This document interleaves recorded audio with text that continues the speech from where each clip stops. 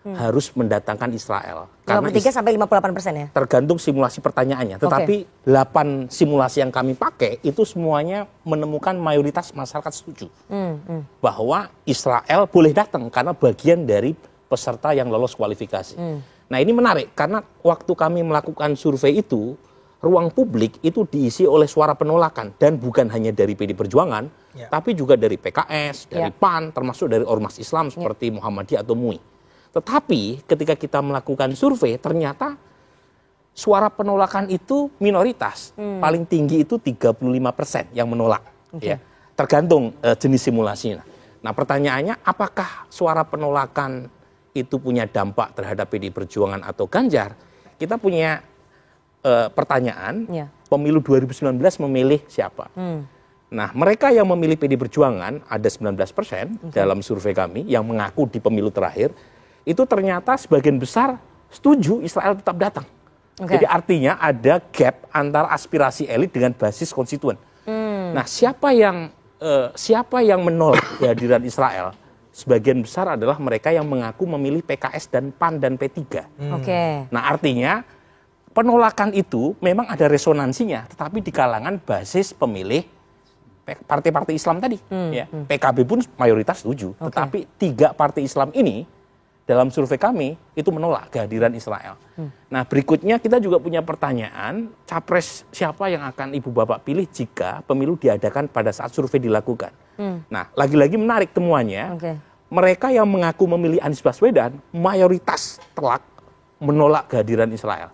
Tetapi yang mengaku akan memilih Ganjar mayoritas tetap setuju Israel hadir karena mereka merasa Israel itu adalah peserta yang lolos kualifikasi Piala Dunia.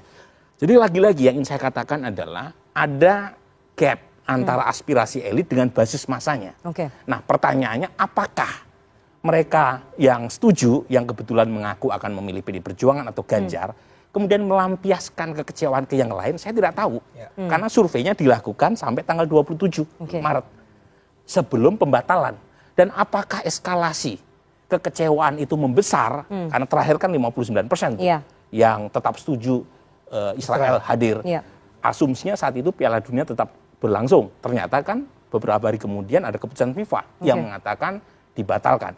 Nah itu wallahu alam. Jadi belum tahu siapa yang dapat untung dan dapat rugi ya? Meskipun ada beberapa analis yang mengatakan kemungkinan mereka yang merasa kecewa dengan statement PD Perjuangan atau Ganjar, kemudian melampiaskan kekecewaan dengan memilih calon yang lain, misalnya ke Pak Prabowo, itu make sense. Karena karakteristik demografinya mirip. Jadi justru aneh kalau kecewa terhadap statement Ganjar larinya ke Anies. Karena Anies pada dasarnya udah menolak basis masanya juga demikian. Cuma lagi-lagi ini kan spekulasi. Kita tunggu dulu survei yang lebih saintifik, yang face to face. Saya mau tanya, Anies pernah menolak? Bukan, maksud saya kalau belum kita pernah lihat ada pernyataan. Belum pernah ya. Jadi kalau kita kan ada pertanyaan, jika Pilpres diadakan hari ini, siapa yang ibu bapak pilih? Mayoritas pendukung Anies menolak. Kedatangan timnas U20. Nah, itu yang kemudian membuat Anies dia diam saja kan, karena dia ngapain? Karena suaranya udah terrepresentasikan oleh penolakan misalnya segmen pemilih ormas Islam dan lain sebagainya. Tapi poin saya ini rumit, rumit karena terus terang ada banyak hal, banyak variabel yang kita tidak tahu persis, gitu ya. Apa yang disampaikan Bung Adian atau Bung Ade tadi itu menambah komplikasi. Tapi buat pemilih itu sederhana mereka melihatnya. Jadi yang disampaikan oleh Bung Adian mungkin sebagian dianggap asumsi. Tetapi yang sudah pasti adalah satu, tuan rumah dibatalkan. 2, hitung-hitungan soal kerugian. Meskipun kita bisa berdebat ya. Misalnya sama Bung Sandiaga, apa betul sampai sekian triliun. Tapi paling tidak kan sudah ada nih ongkos yang harus dibayar. Nah pertanyaannya, publik ini menyalahkan siapa atas kegagalan itu? Nah ini bagian dari misteri yang kita harus tunggu lebih.